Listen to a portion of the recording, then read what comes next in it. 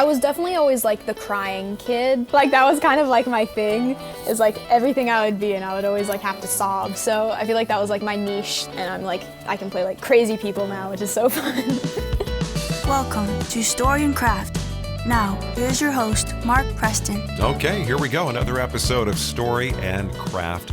Welcome back. Hey, if this is your first time, thanks so much for checking it out. My name is Mark Preston. Glad to have you here. Today, cool episode. Really enjoyed the conversation with the lovely, talented actor Kylie Rogers. She's had a pretty extensive career as a child actor, working alongside Russell Crowe in the movie Fathers and Daughters, played Russell Crowe's daughter. Also acted with Joaquin Phoenix in Beau Is Afraid. If you are a fan of Yellowstone, you probably know her best as the young Beth Dutton. Now she has a cool starring role in a movie called Landscape with Invisible Hand, along with Michael Gandolfini. This episode was recorded a little while back. We're just releasing it now because, of course, with the SAG-AFTRA strike, wanted to be in solidarity and not release any episodes with any member of the union during the strike. Want to be respectful of that, of course, but glad we get to release this episode because Kylie, super charming, very talented actor, and I think you'll enjoy the conversation. Real quick, want to remind you, everything Story and Craft is available at storyandcraftpod.com. Where are we on social media? You want to send me a note, anything, just go to the website. It's all right there for you. Now let's jump into it with Kylie. Really enjoyed this conversation. She was sitting outside enjoying a beautiful day, birds chirping in the background. It's got this little kind of peaceful vibe going on. So it's kind of a little aesthetic, cool thing to the interview. I should be doing my interviews outside. Got to figure out a way to do that. All right, let's get after it. It is Kylie Rogers Day today on Story and Craft. Hello. Thank you so much for taking time out to chat with me today. Yes, of course. Thank you so much for chatting with me. Now, where are you joining me from today? I am joining you from LA right now. I'm usually in New York, though. Oh, you say you live in New York. That's where your home base is? Yes. Now, I did see you're originally from Dallas, correct? I'm originally from Houston, but everywhere says Dallas for some reason. I'm not sure, but I'm from Houston. Well, you were going to be a member of the cool club because I'm from Dallas, but you saying you're from Houston, I don't know. I'm playing. I love Dallas. There are one or two decent things in Houston. I'm totally, actually, I remember I was living in New Orleans at the time when Hurricane Katrina came through, and we evacuated Houston. People in Houston took very, very good care of us. So as a lifelong Dallas kid, I will say, okay, Houston earned my respect. They did take good care of us. I'm glad. Well, I did this. I was speaking with somebody. Who was I talking to recently? There was a country singer I was speaking with recently, cool. and I got to ask anybody from Texas. Your favorite dish on the dish? That's a little compliment. Your favorite item on the Whataburger menu? Oh my God. Oh wow. I have not had Whataburger in such a long time. I feel like I went when I was like, the last time I went, I was maybe like 8 or 9. I feel like I would get like just like chicken tenders and fries or something. By the way, there's a quick side note. You're officially the youngest young lady I've had the opportunity to speak with, but next in line to you is Breck Bassinger, and I think she's a year or two older, and she's actually from the Dallas area. Oh, so cool. It's kind of funny. I'm accumulating my Texas people here. I have an inordinate amount of people from Texas that have been on the show, and that's not by design. It's just happenstance. Now, how did you end up in New York? Was that just where the work was coming from when you were a little younger? I lived in LA for about 10 years before I moved to New York, and then almost 2 years ago, I just kind of, after COVID happened, there's no like in-person auditions anymore, so I felt like there wasn't like a need. I kind of like that. Yeah. What do you think? I think it's great. I think it's easier. I think it makes just like auditioning more accessible for like everyone anywhere. You know what I mean? Because like I remember when I was younger, before I lived in LA, I would have to like fly out to LA all the time from Houston to like go to callbacks and director sessions and stuff like that, which is like, great opportunity, but like I think it opens doors for more people probably to be seen. Well, I'm sorry, I cut you off there. I didn't mean to, but you Okay. were saying how because of COVID, things did shift from in person to on. But Yeah. you were telling me how you ended up in New York. Yeah. So after COVID, it was just kind of like I was kind of like, okay, I want to go to I want to go to New York now. I just kind of wanted to go. So me and my mom, we packed up and went to New York. Now, do you have any siblings, or are you an only kid? I have 3 older brothers, but they're all like in college and graduated and doing their jobs. I think the first things I saw you when you were like 7 or 8 years old. Yeah. I just spoke with Nathan Kress from iCarly. And Oh my God, yeah. And we were talking about how, you know, I don't want to say the strain on your family, but it creates a new dynamic. You got one kid that's doing this Hollywood thing, and Yeah. you have, in your case, 3 other kids that are just not. you Yeah. know. How was that? for It your was family? good. I feel like for my family, it was pretty easy because everyone was kind of doing their own thing. It was definitely like random. Like no one in my family had even been remotely close to any form of acting or being in front of the camera at all. So like it was just like purely just like my child self being like, I want to be on TV. So it was kind of random. But Wait, it was, so this was your choice. I mean, you were like, yeah, it wasn't like a family thing. It wasn't like, I still have like I obviously like don't remember my childhood when I was 4 years old, but the only memory I do have like very vividly is like I was watching TV with my mom and a commercial came on, and I don't know why, but the commercial came on and I was watching it and I was like, oh my God, like that's what I want to do. And I told my mom and she was like, you're too young. You can maybe take like some classes when you're older. And then I didn't let go. She thought I would just forget about it, but then like a few years later I was like, you said I could be on TV, I want to take acting classes. I was the same way. I mean, you make a promise to a kid, you can do this, that, you know, you won't remember to do your chores here and there, but you'll remember that one promise that you were making. Exactly. So here you are, you're younger, you think this is going to be a really cool thing to do, and your brothers are doing other stuff, Yeah. you know. So you're in Houston. Are you starting off doing like commercials or print stuff? How did it kick off for you? I actually I went to like, just my mom like looked up, you know, acting coach in Houston, and we went to like one of the first people that popped up, and for a while I was doing just like a silly like little improv class where like we would just kind of put on like funny hats and like say random things. But then I went to an acting coach and he had me memorize a monologue, and he told my mom, he was like, don't like run it with her, like just let her memorize it, and I just want to see what she can do.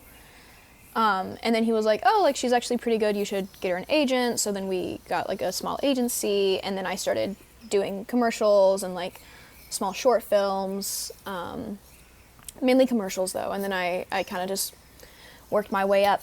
Now, how old were you when you started doing this? I was 7 years old.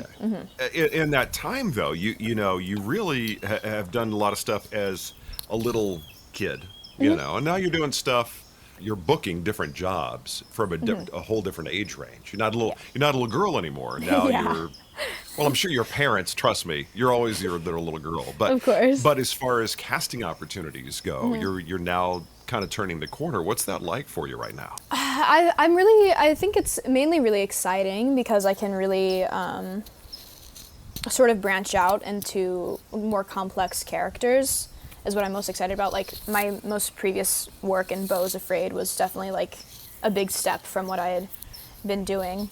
I'm honestly just so excited to like start branching out into more complex, deeper, crazier, weirder characters is what I love to do, and I've always wanted to do that, but you know, I was a child.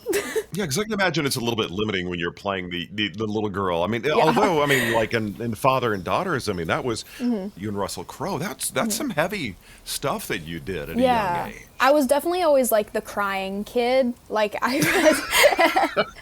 like that was kind of like my thing, is like everything I would be in, I would always like have to sob. So I feel like that was like my niche. Like, so I have always had the opportunity to do like emotionally a little more complex characters for like younger people, I guess, which is really cool, and I've always been so grateful to do because I can, you know, just explore that. But now it's just even more, and I'm like, I can play like crazy people now, which is so fun. Anytime I speak with somebody who's always played comedic stuff, they kind of do want to do that one little thing. I want to be a murderer sometime. Yeah, why not? So now, when you were younger, you were the crying kid. What would get you to cry? Would you, as a little kid, were you thinking of things that were sad, or were you kind of at that method space where you could actually kind of like be in that moment of something that would make you sad? How did you get to that sad crying phase? Yeah. I think I feel like this is such like everyone says this. I've always been like a very like empathetic person. So I feel like it's like on the line of like using real emotions and using just the empathy for what the character is going through. Even if like Okay, my character, so you're like in that moment. You're not having, Yeah. oh, my dog dying. I got to think of yeah, that. no, I think maybe when I was like really little, like I probably just thought of like my dog dying. Actually, when I filmed, this is so sad, when I filmed Fathers and Daughters, I have this scene where like it's probably the most upset I am in the movie, where like I'm being dragged away from like my dad and I'm screaming, I'm like, Dad, no. My dog died the day of filming. Oh no. So that was just real. But that's the only like that's the only sad thing that's ever like that I've ever like purely acted from, I guess. But usually I'm just in the character. I hate to use the phrase silver lining, but I mean, Yeah, it's like, I mean, it's a silver lining. It's a great, yeah, it was funny. Well, not funny, but you know, it's kind of like interesting to look back on. yeah, because I just lost. We got a golden retriever. We just lost him like 3 months ago, and that's such I'm so it sorry. could just wreck you. Oh no, thank Oh you. no, It it could really just- does. To have a scene that day, it's like I gotta cry. Bring it on. Bring it on. Okay, All right, easy. Russell. All right, Russell. Bring me Mr. Crow. Bring me your big stuff. I'm prepped up and ready to go. But you're playing a younger version of Amanda. I don't know. Is it Seyfried? Is that how you say her name? Isn't it Seyfried? I've always said Seyfried, but Seyfried. Okay. Well, I'm gonna go. I'm so bad with names. But you played her, the younger version of her, right? Yeah, I did. And of course, on Yellowstone, Yeah. you're a younger version of Beth, who's the kind of the sassy. Now, I will admit, I love 1883, 1923. I haven't gotten around to Yellowstone yet. I've seen one episode. That's it. I'm for some reason going sequentially watching the show, Okay. but the one episode I did see with her, she's this real kind of brash character. Is Yeah. the younger version of her the same way in Yellowstone? Yeah, I mean, I've been playing the younger version of her since season 1. So since she was like very young, the character. So like at first it was kind of like, and this was like very important to Kelly Riley, who plays Beth, like the regular Beth Dutton. We talked a lot about when I was younger, she didn't want me to play Beth. You know, she wanted me to be the child version of Beth. It wasn't supposed to be like, I'm not this like sort of fully formed version of like brash harshness.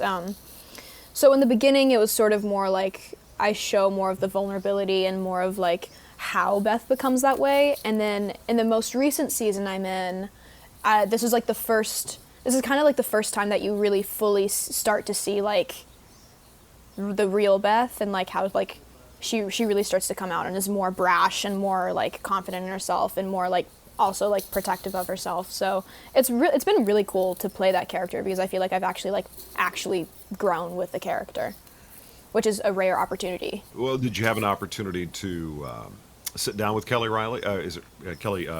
Kelly Riley, Riley. right? Yeah. Riley, right? Did you have a chance to, did y'all sit down and ever powwow and just go, okay, this is a plan of attack, younger, older, us? Yeah, all the time. We do it, I mean, every time I go out to film, because, obviously I come in, like, periodically. Every time I go out to film, we always, like, make it a point to, like, just, even if we can just hang out in, like, her trailer for, like, 20 minutes, we do it, and we just talk. I mean, we usually just kind of catch up on life, but, like, we also, like, we talk a little bit about the characters, but she's mainly, like, you got it now. You've been doing this for 5 years. It's got to be so cool, though. I mean, I imagine as an actor to sit down with somebody, you're both playing the same character but different ages, and I think that's going to be so cool for a kid. Well, kid. I'm sorry. My oldest daughter is 20, so if I call you a kid, It's okay. I do apologize. And don't worry about it. It's so weird. Out of context, it's like I'm sitting here going, actor, talented, love your stuff, and I'm going, well, I'm sitting there looking like, okay, you're the age of my kids. It's surreal because I'm finally at that age where I'm doing that. I'm talking with. I'm sorry, it's odd, but cool though, very cool. Where do they film that? It is in Montana, right? Yeah, it's in Montana. Because I know they filmed 1883. They did pretty true to the story. They filmed it in North Texas, which was, kind of cool, Now, kind of hitting rewind. When you started, you watched a commercial. You said, Mom, I can do that. But what TV shows were you watching? What movies? What were you consuming when you were younger? Even just a handful of years ago, what were you liking? What was informing and kind of inspiring you? I don't know. I mean, this is like why like my passion for it was so kind of random. Because like when I was younger, like I was never like a movie kid. Like I didn't watch like these like crazy like movies. I was watching like Disney and like Nickelodeon, but just for some reason. But when I like got older, you got to tell me what your shows were, because I'm just the classics like iCarly, like just stuff like that. We were big Lilo and I hear they're doing a live action. Love Lilo and Stitch. Yeah, they're coming out with a live action. I'm super excited. I watched like Naruto with my brothers. But like when I got older, like my favorite movie ever when I was like 10 to like 12 or 13 was like I loved Super 8, like the Alien movie with like the kids. I loved that movie. That was like my go-to.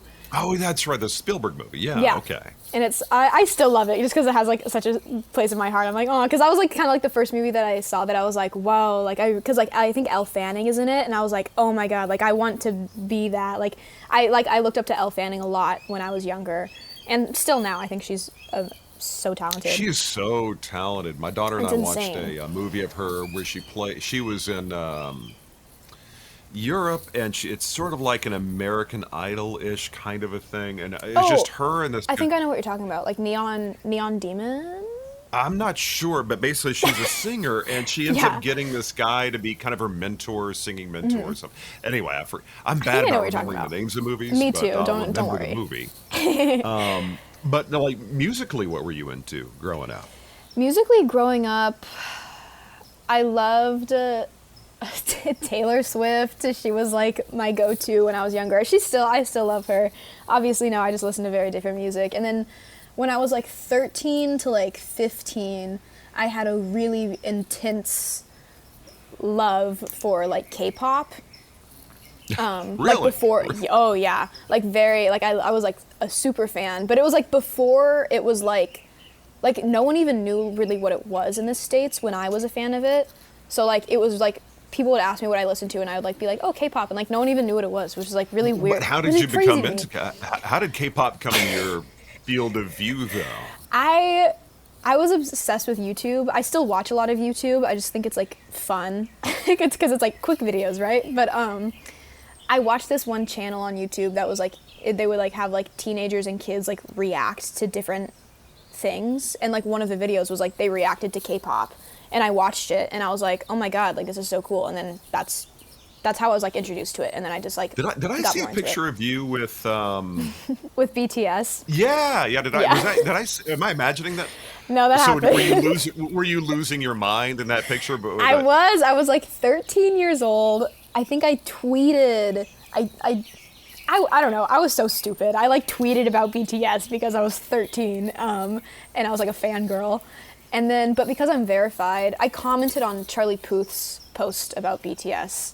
That's what happened. And because I'm verified, it like stuck to the very top of the comment section, and then everyone saw it. Okay. And then their publicist reached out to me. Back when verified actually meant something before your parents, I mean, well, let's actually touch on them real quick. What were they doing? Like, what's your dad's vocation and your mom? What were they up to? Yeah, my mom was, my dad was just working, and then my mom was like the best stay-at-home mom ever. She took care of me and my brothers, and she's like my best friend, and she's kept me very grounded, and I feel like I'm very grateful for her to have her while growing up and acting. I think she was a very important aspect in that. And my brothers were in school chilling, and we'd watch cartoons. I don't know. No, what kind of work did your dad do? He ran his father's company, I think. Well, we surmise they're not actors. Yeah, no. I was the only one, just in my entire bloodline in general. Like, no one, like my grandparents, no one was like in it. I don't know. It was very, very random for me to randomly decide that. Is your family from Texas originally, or are they kind of? Yeah. Actually, it's kind of funny. I finally get to move back to Texas. I was debating getting back to the West Coast, Mm-hmm. and my youngest is doing a gap year. She's in Europe right now. Oh, awesome. She's doing like 6 weeks to get some college credit in Barcelona. That is so cool. Wow. Yeah, I would love to be my kids. But when she comes back, she's doing her gap year with me, and I'm actually decided I can work from anywhere. Like, where do I want to be? I want to be near the beach, so I'm going to South Padre. I'm actually getting a place down there. Oh my God, and, awesome. So get to be a Texan again, and I'm literally about 90 seconds from Whataburger, so it's cool. Amazing. But kind of moving forward in your career when you were youngin', you're kind of moving out of being a little kid. Well, I mean, I'm trying to think. You were in Collateral Beauty, which I've seen it once, but what a great cast. Well, Yeah. I mean, you were. I mean, if you're there, you're with Will Smith and Edward Norton, both talented. But I think Michael Pena was in that as well, who's I think a great. And Helen Mirren. I got to thank for Helen Mirren. What was that experience like for you? It was so great. It was honestly like one of the best experiences I've had. Ed Norton played my father. He was the only person that I that I worked with. And he was great. He was so super like cool. And I obviously I was so nervous going into it because I was like, oh my God, I'm like 14 years old and these are like all like such big actors. But I feel like you always get that, like the anticipation of like, oh my God, and then you get there and everything's so normal and fine and great. At that age, were you really thinking, these are adults, I'm a kid? Or were you at that stage where you're like, I kind of know what I'm doing. Well, I'm going to a job, so are they? Or how were you framing that at that age? I feel like it was sort of like a mix of both of like, oh, okay, well, like this is like both our job, like we're doing the same thing, we do the same thing, but like at the same time, it was also like, oh my God, these are like, people that I like look up to and I think that are like so talented and amazing and cool, that I was mainly worried about like, I need to do a really good job because I love all these people. And then I remember Will came to set one day while I was working, and I was like so nervous to meet him because I'm obsessed with Fresh Prince, so I was like, oh my God. And then I met him and he was literally like the nicest person in the world. And I didn't film too much, but... Well, that's a little before your time. Were they replaying Fresh Prince like on Nickelodeon ever, or...? I think on like Nick at Night it would play, but I think I discovered it because I think it was on like Netflix or something, and I was just like looking through, and I just like started watching it, and I love that show so much. But yeah, it was just kind of like a random, like, I just happened to find it and start watching it. So Edward Norton, have you seen the new, was it Knives Out Glass something? Oh my God, yeah, I did. I love it. It's so funny. Such a talented guy. Did you do any kind of preparation if you're playing his daughter? Were you watching any of his old movies or anything to kind of figure out who he was before you did that role? Not really. I tend to not do that just because, I mean, like, I feel like the characters anyone plays, but like especially like Ed Norton, I feel like he plays, there's so many different types of characters he plays, you know what I mean? So like, I didn't want to get like hooked on like trying to adapt to like one person, so I just kind of like went on. And like in a part of, I don't know if you saw Collateral Beauty, but like we're kind of like estranged. Like he's like, I kind of think he's like an asshole, and I don't really talk to him in the movie. So like he's trying to like have a connection with me again. So like it's kind of good that we didn't do any like relationship building exercises or anything. We literally just like showed it. We just acted. We just did it. It was great.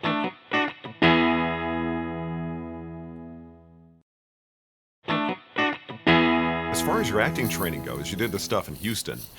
Did you kind of further that when you got to LA? Did you take some classes, or did you do that whole thing? That's the first part of the question, but the second part, were you doing a lot of the like pilot season? Were you going out to LA to audition a lot?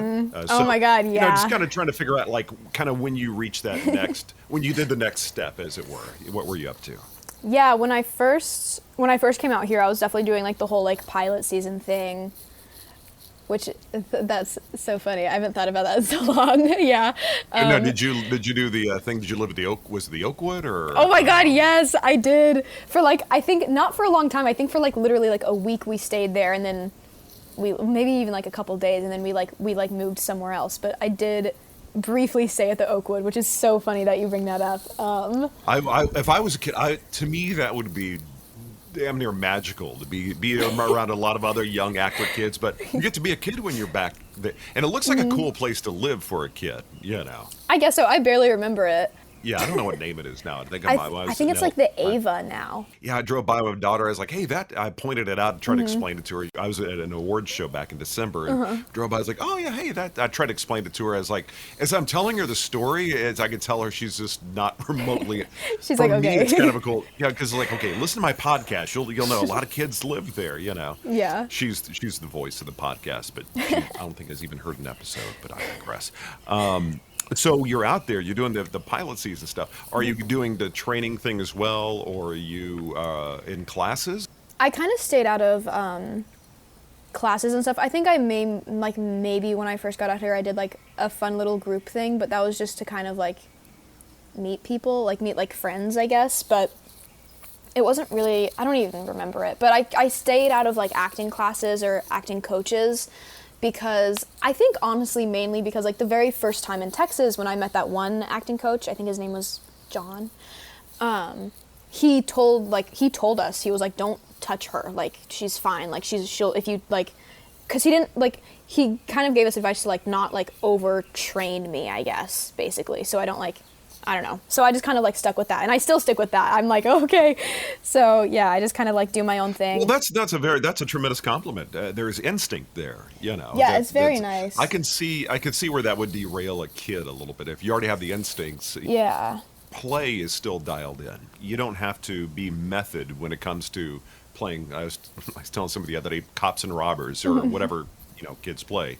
You just are. You can just be. Yeah. Now, as you're getting a little bit older, are you kind of seeking out any kind of like, okay, I want to start stretching and getting into some classes, or are you still trusting your instinct kind of a thing? No, I definitely just stay kind of like with my instinct. I just feel like I'm the kind of person where like if I find something that works for me, I just stick with it. Like just like in life in general, like with foods I like, with like with anything. If I like something, I just stick with it.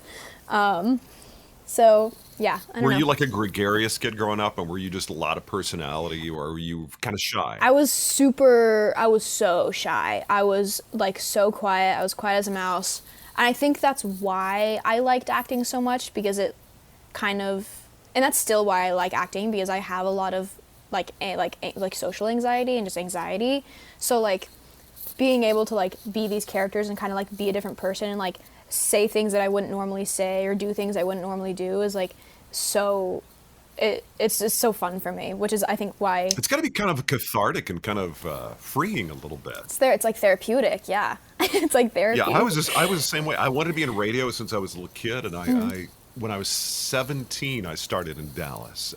It's so funny, all the kids are doing the high school football thing Friday night, and I would go work the all-night shift at a radio station, you know, when I was a junior That's in so high school. cool.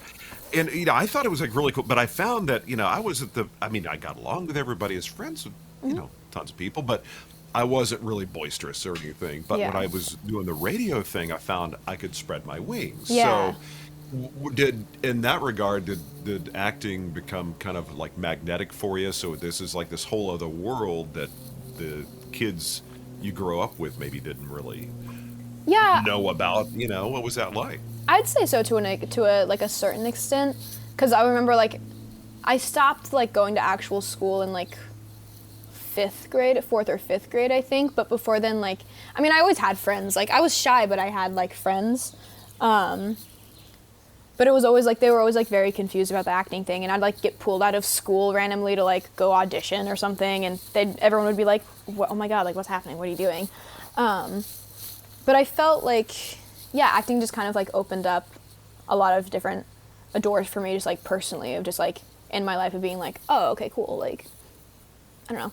It's fun. Yeah, I remember being young and auditioning for stuff and thinking I didn't want anybody knowing about it because I auditioned for like an orange juice or some kind of juice or breakfast product audition commercial when I was in fifth or sixth grade. I think I was sixth grade. And so I come back and everybody's like, oh, Mr. Holly, what'd you get? I'm thinking, Yeah. I kind of wanted to have a line of delineation where Yeah. I did that thing, an audition, and didn't really go to, I think I was in a Pepsi commercial. No, I know I was in a Pepsi commercial, and hand to God, I was in the Dallas Cowboys cheerleaders movie. There was a movie, an ABC movie of the week, and so I got that. But I Yeah. didn't think, I just was doing it just for fun. For me, it was just fun. Yeah. And I didn't really want the kids in school knowing about it because they had their impression of what that was. Yeah. But that kind of fizzled by the time I got to junior high. I was on sports. Mm-hmm. So what was that like with a friend situation? You have this other thing developing. Kids, that I'm sure you want to spend time with them. Or were you kind of digging being with the adults and the on-set ecosystem? I'm kind of a person that like adapts to like everything, I guess, and I feel like I was sort of like that even when I was younger. But my mom definitely made sure that like I was hanging out with like my friends as much as I could to keep me a normal child and not just be like I don't know, an acting robot. She was like very careful about it because she didn't like, of course, like when we first started, she didn't really know anything about it, so it kind of like scared her of like what it was going to do to me like mentally. So she was like very like, when I'm not working, like we didn't talk about acting, like I was just a kid, I was just a normal kid. So I honestly don't even like really think it affected like my friendships that much when I was younger. Of course I don't keep in touch with those people anymore because I was in like first grade, but it didn't, it really, I don't remember it really having like a crazy like effect on anything. My friends like thought it was cool that I like acted, but that was like the extent of it, of just like, oh, okay, cool. You mentioned before, you said something about food, and you kind of have your I'm trying to figure out how you phrased it a moment ago, but you say I'm like that way about food as well. Yeah, so you you have your things you would like and you stick to them. Is that kind of the thing? Yeah. I gotta know. Anybody listening to this program knows I always end up talking about food at some point. Of course. What was it? What was like your go-to, or what still is your go-to? My go-to Have you expanded your food palette, or Oh, are you yeah, just yeah. kind of like, this is just like my thing now? I've definitely never been like a picky eater by any means. Like I will try anything once, but like the things I do like, I kind of get like a fixation on them with like certain foods. But like for me, it's always like, even since I was like little, it's been like sushi. Like I will eat sushi, breakfast, lunch, and dinner, like miso soup. Oh my God, it's so good. What else? And just like a good steak. I don't know. That's what I like. Oh, popcorn. Popcorn's like my favorite snack in the world. So there's that. Yeah, high five for popcorn. I'm there with you. Yeah, that's in my golden retriever. We had popcorn was his thing, which is so is a snack, also a sport. He would always catch it no matter where I threw the popcorn. That's so cute. My dog's the same way. I always feed her popcorn. That's like her favorite snack. Oh yeah, it's a good, like they say, dogs. It's a dog friendly snack. Yeah. But sushi thing, yeah. My daughter was she was just in Israel for 2 weeks, but 10 days. Mm-hmm. And first thing she did when she got back, she just wanted sushi. That was her thing. She's like, I am so tired of falafel. I need sushi. Now you're living in New York. You can walk to like all kinds of just great places. Where do you like to eat there?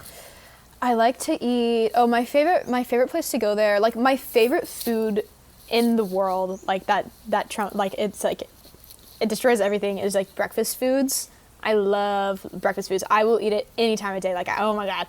So my favorite place in New York for breakfast foods is this little French place called Bouvette, which is like, it's pretty famous. It's pretty popular, but it's teensy tiny. And they have like the best, just like runny eggs. Like I really like runny scrambled eggs and like salmon. And it comes with like cream on like this like nice just piece of toast. Oh, it's so good. That's my favorite. That's like probably my favorite. Yeah, creme fraiche or something. Creme fraiche. It's Yeah. I didn't know how to pronounce it, so I was like, Hey, that's close. That's close enough. Good No, enough. I'm the same way. Yeah, no, my youngest daughter, 17-year-old's in Paris right now, and we're texting last night because I'm up late so we can connect, Yeah. you know, and because of time difference. And she's telling me that she went to the Louvre today, but they've only taken the kids to, like, she showed me something from Starbucks. I'm like, hold up, you're in Paris, like where cafes got their jam on, and Yeah. you're going to Starbucks, and then she said, look what I got is Stroop waffles, like little waffly thing with caramel inside, Yeah. and it's a Dutch like treat, but she got it from Starbucks. I'm like, you're going to be in Holland in a couple of weeks. Why are you? She's been plowing through baguettes apparently Oh, while yes. she's been over there. So now you're in LA now, but when you're in New York, you're still young. You know, is that what's it like to be there and have your family be back in Texas? Is it? Have you adjusted to that new dynamic, or do you kind of It's not- still feel homesick? when me and my mom moved to LA when I was like 9, so it's not really like a new dynamic to me. It's been like that for like 12 years. But Oh, okay. I mean, Well, we that's true, that's yeah. I mean, it's not like me and my brothers always keep in touch, and we always visit, and they come visit, and I go see my grandparents all the time. Like, it's really like, it's just like what it is.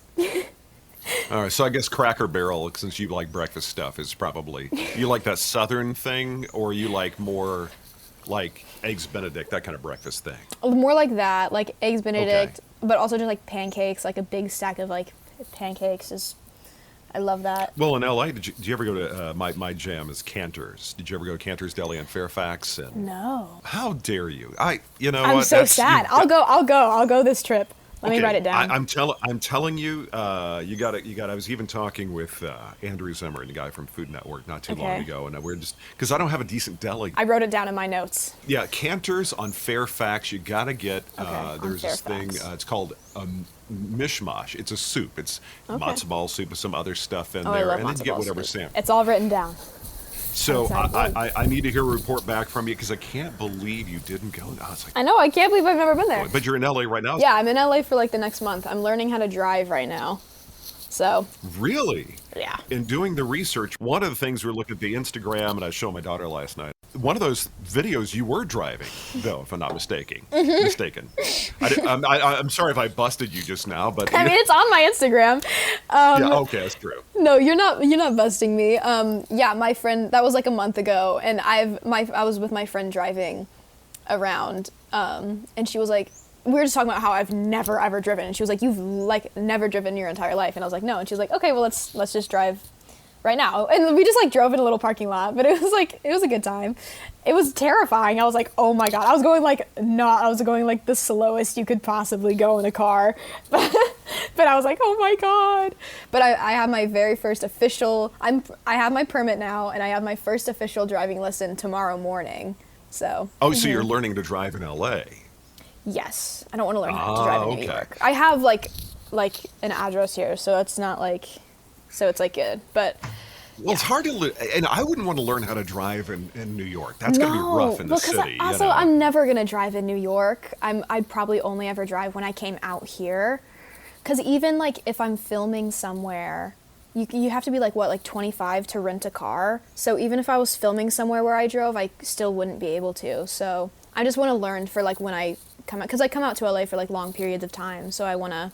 Yeah, be you're in that prepared. weird phase. I remember being 19, and my daughter's 20, Mm-hmm. and I forgot. Like you just mentioned, you got to be 25. You got to be 25 to rent a car. Yeah. And That's crazy. but my daughter, who she was flying back from Israel. She needed to stay the night in a hotel, and then she's going to go fly out of JFK or whatever.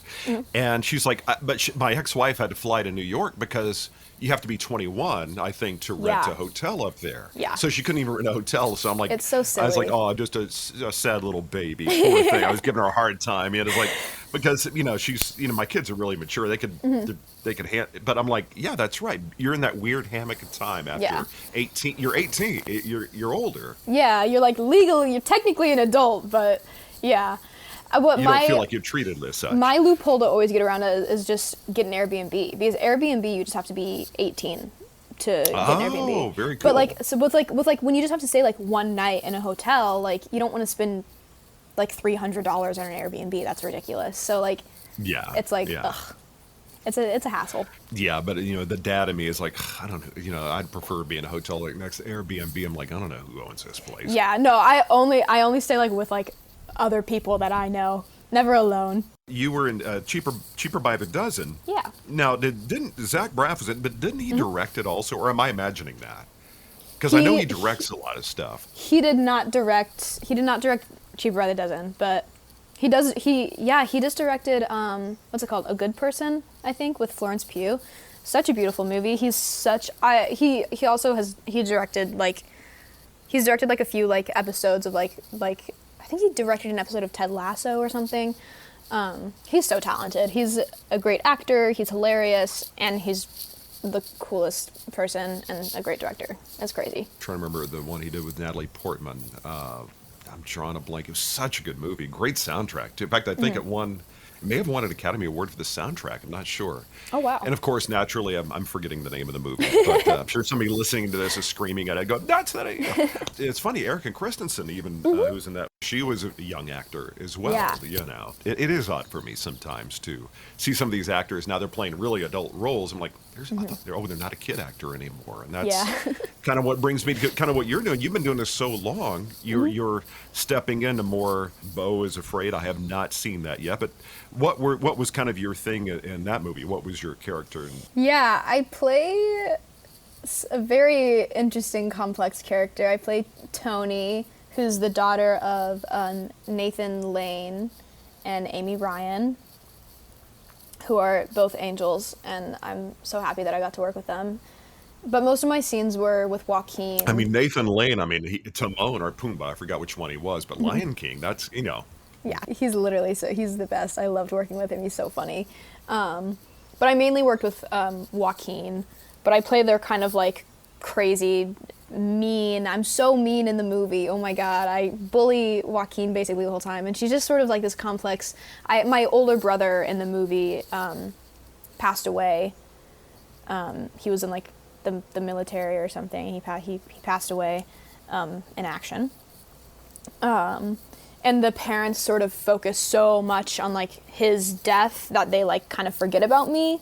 So I'm sort of like this like really messed up, mentally desperate teenager who's doing terrible, terrible things to get attention from her parents. And then Joaquin sort of comes in and they start treating him like the son, and I like freak out, and it's a whole thing. It's crazy. You should see the movie. It's insane. Is it in theaters? Is it in theaters or is it streaming now? I think you can. I don't think it's like fully streaming yet. I think you can rent it, but it should be streaming. What is your tattoo? I showed my daughter last night. I was like, because we're looking for. She was actually helping me find a picture. But what is that tattoo of? I'm very intrigued what that is. It's a tulip and a daisy. So I think the tulip. I might be reversing them, but the tulip is my mom's favorite flower, and then the daisy is my favorite flower. But I think a daisy, coincidentally, is also like the birth flower of like my mom's birth month. So it's just sort of like it's just a cute little tattoo to like, because I love my mom and I wanted a tattoo. I've never gotten one, but I haven't thought of anything that I would want. Although every time we go down to South Padre, my youngest, gets something pierced. We haven't gotten to the. I said, I don't really want you to do a tattoo. Like, wait till you're 18 and get a little older, Yeah. But I did see you were born. You're a February kid too, so Yes. You got props there. I was born on the 1st, so you're talking about the birth flower. I don't even know what February is. I don't know what February is either, actually. To go forward now, you got to tell me a little bit about landscape with Invisible Hand. Yeah. Because I saw a trailer, a clip. I couldn't quite get my head around it, what exactly it was all about. But without giving anything away, kind of what's that about? Well, it's based on a book called Landscape with Invisible Hand by M.T. Anderson, I believe. And it's sort of just about... It's a post-apocalyptic-ish sort of world where aliens have taken over the world economically rather than like physical like battles and blah, blah, like normal like alien sci-fi movies, which are amazing and I love them. But this is just like such an interesting take on it, I feel, because it's about them attacking the world just economically, and they completely drain the world of like all its resources, all its money, like everything. So, and it's also just sort of a stance on like just like the differences in like society and how differently people get treated based on how much money they have or don't have. And it's but like is it like, is it looking at like social standing and things like that? Or? Yeah, a lot of things. I think it's very relevant to today. But at the heart of it, it's like sort of a coming of age ish romance movie between Adam and Chloe. I play Chloe, and Asante Black plays Adam, and he's amazing. And yeah, it's sort of about us trying to survive in that environment. My family moves in with him, and it's about us trying to survive in that environment together. And to do so, we begin fake dating we begin dating on live streams for the aliens to watch, because they don't understand love, so they think it's like really interesting to watch people date, basically. So you're an alien influencer kind of a thing. I am. Yeah, I saw Michael Gandolfini is in it. And what is Yes! where does he figure in? He plays my older brother, and he is my favorite human. He's also in Beau Is Afraid, but we didn't meet each other when we filmed that. We only met each other in landscape, but it's kind of cool that we're in both of those things. He's like my older brother in real life. He's great. He wasn't really on my radar until I saw him playing the younger version of his dad in the Sopranos prequel. Many Saints of Newark. New York, okay, yeah, because I'm really bad about remembering names of movies. That's okay. But no, he's so talented, and I was like, how did I not know he was out there doing this also? I know, he's great. When it comes to the movie release, has your mother come to one of the movie premieres with you and on the red carpet thing yet? Yeah, I mean, she doesn't go on the red carpet, but I like to bring her to my movie premieres just because. I mean, sometimes I like bring like my friends as well, but I mainly just like to kind of keep it like small and bring like one person and then like my team. But yeah, she always comes and supports me at my premieres and stuff. She hates like anything to do with like pictures or cameras though, so like when I go on the red carpet, she always like runs to like the very end and just like waits with like my publicist and my agents, and they're all like, "Go girl," and I'm like, "Hey." This is something that intrigues me. Like you're as a parent kind of looking at it, because you're younger and you really can kind of have a real good a parent can more navigate things, but now you're on your own. You got your own social media stuff going on, and you're sort of navigating that on your own. As a young actor, you're coming up in the era of social media where that does have an impact, and you need to be active and all that kind of stuff. Is it weird for you to get attention now, because you did as a shy kid growing up? Now you have attention. Now that's kind of the gig. Does that present any challenges for you, or do you kind of enjoy it? Have you grown into it, or is it still kind of awkward for you? I think it really depends. Like, I think like in terms of like Instagram and stuff, like that sort of attention. Well, that, but the attention, like there was one picture we went through as we were looking last night of you had to have been like 8, 9, 10 years old, signing autographs. I'm like, oh yeah. What a head trip that has to be. Like, it's almost like, why do you have pictures of me that should sign? That's odd. Okay. But it's that kind of attention that in your face. Is that hard for you to process, that attention? Do you compartmentalize that? Do you give yourself a lot of non-entertainment industry time for hobbies and stuff to kind of draw a line of delineation between those two aspects of your life? I think mainly, growing up, I think I was mainly just like excited. I was like, oh my God, people want like my autograph. Yeah. I just thought it was cool. And then like, because I've like grown up with it sort of, I guess it's just sort of like just another part of, like, I just like, it's my job. It's another part of my life. And I love getting to have the chance to meet people that want to meet me because they like my work. I think that's like the coolest thing in the world, when I get to meet people like that. But growing up, I feel like it never really affected me, or I thought it was weird, or I don't know. It never really affected me, just mainly because of the people I surrounded myself with. I think it's important to surround yourself with just, for me, it was really important to surround myself with people not in the industry. It's just like normal kids with normal parents, normal, just people that are like so far out of that. And I think that was really actually good for me personally to just like, I even now I separate my personal life with my job like very like clearly. Like when I'm working, and then when I'm not, I'm like, it's like out of sight, out of mind, sort of. So yeah, that makes a lot of sense. For me, I struggle. I'm like, I don't want to really mess with social media that much, but you kind of have to these days, you know. Are there people out there that you used as a template? You watched the arc of their career from when they were young, and now they're working successful actors. Is there anybody I'm not saying pattern yourself after, but somebody that you had your eye on growing up? I guess like Elle Fanning, like I said earlier, I always thought she was great, and like the way she carried herself, I always looked up to, and she was always very like private, which I consider myself like a pretty private person. Like I share things about myself, but I also just like make sure to have that like layer of privacy where like people don't need to know everything about me. And also Julia Roberts, I like loved her growing up. I still love her because I love rom-coms, and like 90s romantic movies are like my favorite in the world. So like Notting Hill and stuff like that, and like Mystic Pizza.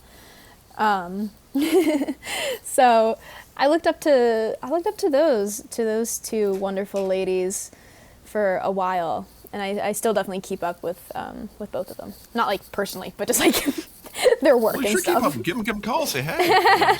Hey girl. It's been a while, like forever.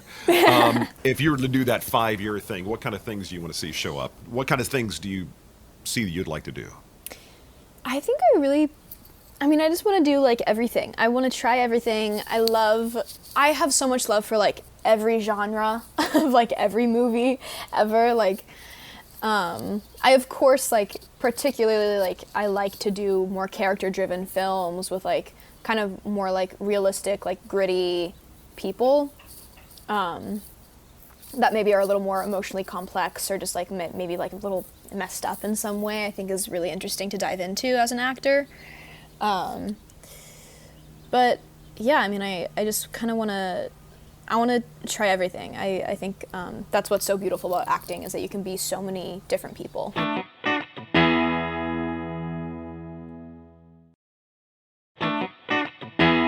Before we get going, I do have one last thing I do. I could call my 7 questions, a little additional kind of fun get to know you. Okay. And of course, got to start off with food because we talked about it before. But what is your favorite comfort food? That thing that you just, if you've had a bad day or an amazing day, you just kind of like, okay, I want to come home like and I want to have this thing. Definitely a chocolate Frosty and French fries from Wendy's.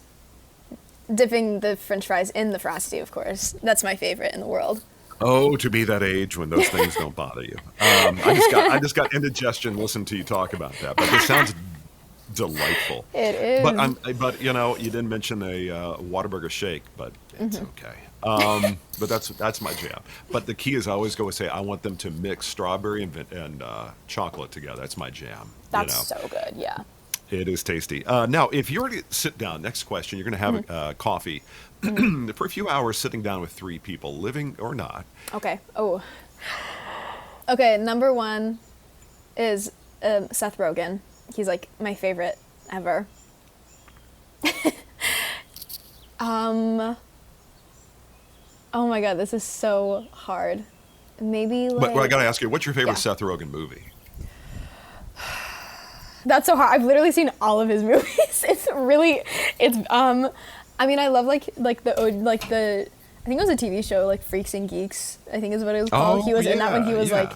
when he was like pretty young. I love that. I love This Is the End. I love I just watched that the other night again. Yeah. It's great. But to me, the OG one is Knocked Up. Yeah. Oh my God, I love that movie. Yeah, I did the reboot. This is 40. I'm like, he wasn't in it. I'm like, they got to do a This Is 50. Yeah, because With now Seth Rogen's kid from that, the Knocked Up would be yeah. 17, 18 years old, right? So It would be perfect. Yeah, it would be fun seeing him as a dad. But so you'd be sitting down, he'd be having coffee with, or maybe a couple other things too, but we'll stick with coffee. Who would the other two be? The other two would be, oh my god, this is so, like, I'm like forgetting every single person's name that has ever existed all of a sudden. Maybe Seth Rogen. I'm gonna throw, this is like so silly because I know him, but like Joaquin Phoenix is because he's an angel, and I think coffee with him and Seth Rogen would be so funny. And then lastly, I'd say like, I'm trying to think. Oh my god, I feel like I don't know. I've like, who have I been talking about recently? Oh, Selena Gomez. I love Selena Gomez so much. That's like so random. I feel like that's a weird combination of people, but I love Selena Gomez. I think she's the cutest human ever. You know. Yeah, another Texas kid. Your parents probably can identify, but when mine were growing up, I could hear the first few notes of every single theme song in Disney Channel. I knew it showed. So the Wizards of Waverly Place is the one that sticks with me. That seemed to be on TV the most. God, I feel old.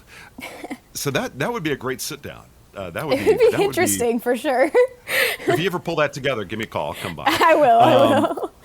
Now, if you were to go back when you were younger, who was your first celebrity crush? Oh my god. Besides Seth Rogen.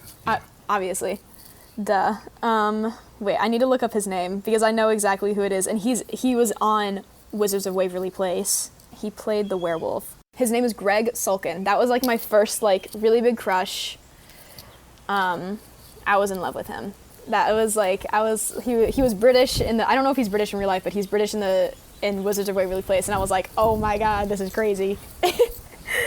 How old were you when you came to this realization? Oh my god, probably like 8, 9? 8 or 9, yeah. Now, the next question, if you were to go live on an exotic island, somewhere you actually really want to be, you're not stranded there, it could be a resort, but there's no streaming. You're going to have to bring, for 1 year, you're going to have to bring a DVD of your favorite, of a movie you could watch over and over again, and a CD or album. Okay. Of something you really. So what would that movie, and what would that album be? The album, I'm looking up the actual name of it. I don't think it has like. Okay. I would bring the album by the Eagles.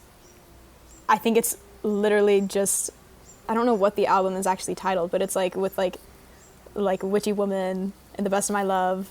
It's like their greatest hits. I would bring their greatest hits, the Eagles, that. And then I would probably, the movie I would bring would probably be, I feel like a movie that I can just like rewatch over and over and over is just like a classic, just like the Breakfast Club is like, I could just rewatch that like a billion times. Any classic sort of like 80s movie I would bring. So how did you land on that? Because you're mentioning the Eagles, which one of the first songs I remember hearing as a kid is Hotel California. How did you stumble across that? Was that something your parents listened to, or did you come by it on your own? And how did you end up liking these 80s movies? I've always just loved 80s movies. I think my mom showed me a lot of them when I was younger because they're great. So I've always just had a love for them. And then with the Eagles, I've always known who they were, obviously, because of Hotel California. But I only recently just started, like maybe like a year ago, I really started listening to their music because I was hanging out with Michael Gandolfini, and he was playing like their greatest hits album. And I was like, oh my God, this is great. So yeah, shout out to Michael for that. Now, if you were to define... Yeah. For goodness, it sounds like you got one of those. I don't know what's going on behind me right now.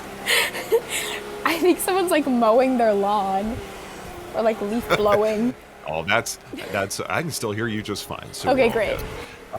Now, if you were to define from the time you get up till the time you go to sleep, you know, the component parts of a perfect day for you. Okay. Things that need to show, like for me, got to have that cup of coffee in the morning, and then. But what would those component parts be? And you're like, that's the perfect day for me. I think my perfect day, I'm like very much introverted, so I think a perfect day for me would be so boring. I would wake up at like, my favorite time to wake up is like 9. I feel like is a good, sometimes it's a little later, sometimes a little earlier, but like 9 is like my fave because I feel like it's like you get a perfect amount of time in the morning before the noon to feel productive for me. So like waking up at 9 and then like going to eat at like, I don't know, like 12, eat some breakfast. I'd go to like Buvette or something, a cute breakfast place. I'd get a coffee, and then I'd probably do a little shopping. I'd go to like a vintage store and get some vintage clothing, and then I'd go home, and then I'd watch people play like video games on YouTube for a little bit, and then Wait. So you like watching people play? That's one thing I've never understood. My son has done that, but it's like you're watching them play, but I kind of get it if you're trying to learn how to do it or something. But you know, okay, so we learned something about you. You like watching people play video games. I love YouTube. I'm not passing any judgment whatsoever. I'm just like you observing. can. It's okay. Like, It's relaxing for me for some reason. I also play like a little bit of video games, not too much. But what's your favorite game now? My favorite game ever is called Stardew Valley, and it's like a farming game where you just have a little farm, and that's it. It's a quiet life. You grow your crops, you mingle with the village people, and that's it. That's all you do, and it's like my favorite. Is this a PlayStation kind of game? Yeah, it's PlayStation. Okay. And then I also love my son's is like Red Dead and Ghost of Tsushima. Red Dead. Yeah, that's crazy. Red Dead Redemption, because I know I do voiceover a lot, and I know I don't do animation or video game, but a lot of people I know do, and that was that game was pretty. It was big, massive. Like, you know. Yeah, it's so cool. It's like a franchise almost.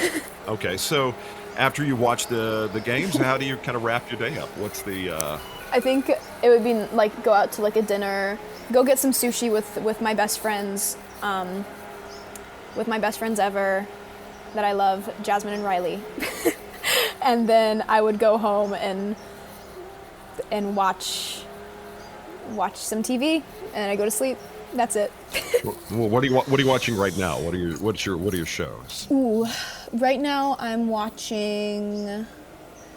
What am I watching right now? I just finished the show called Beef. I think A24 did it with Netflix, and it's so good. Yeah, I've seen that. It's with Stephen Yeun and Ali Wong, and it's so good. It's about like they get like into a road rage. I've only seen the first episode. Okay, so I've seen actually the first 2 episodes. It's still like I'm still trying to figure out exactly where we're going with this. It's crazy.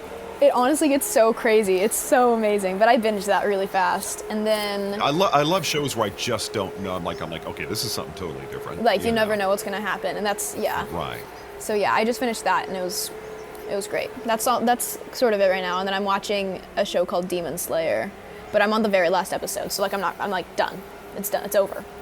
It's like a cartoon. It's an anime, so it's not like yeah. Oh, and then I'm also watching The Bear. That's what I'm watching right now. I was trying to think of it. The Bear with Jeremy Allen White. I just started, but I'm still on season 1. There's so much stuff out there. There's so much. Next question: If you weren't doing what you were doing now, and the stars aligned differently, what would you want to do for a vocation? What would also kind of turn you on and go, God, I would love to do this as well? I think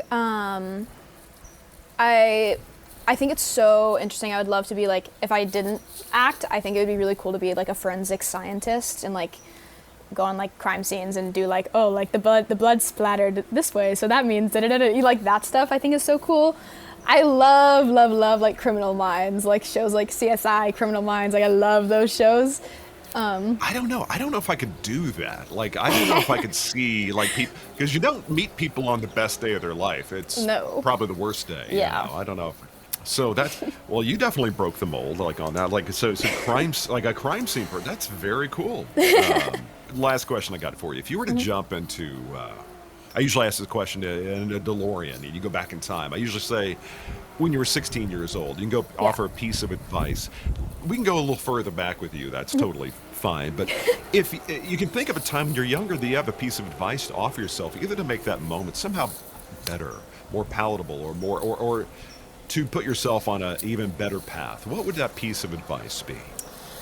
Ooh, I feel like it would just be like don't care what other people think about you. Like, it's so stupid, because like I feel like when I was younger, I don't have like any like crazy like regrets or anything, but when I was younger, like maybe I didn't like like ask people to like hang out as much as I could. It's because like I got so nervous about talking to people that I would psych myself out a lot in certain situations. So just like, it doesn't matter what other people think of you, and you should just be yourself. That's all. That's a very common thing. Well, different Yeah, it is. shadings of that idea. I've heard that multiple times from folks. It's just don't give a damn. Yeah.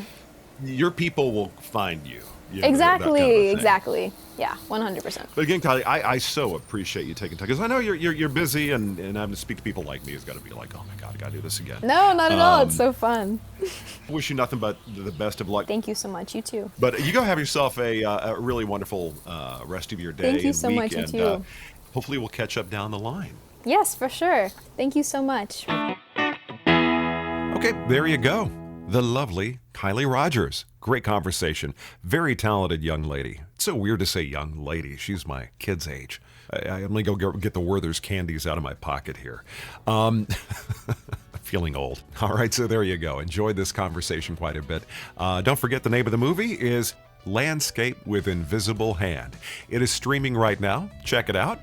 Back with another episode soon. Another great conversation. Again, thank you so much for being a part of what we got going on right here.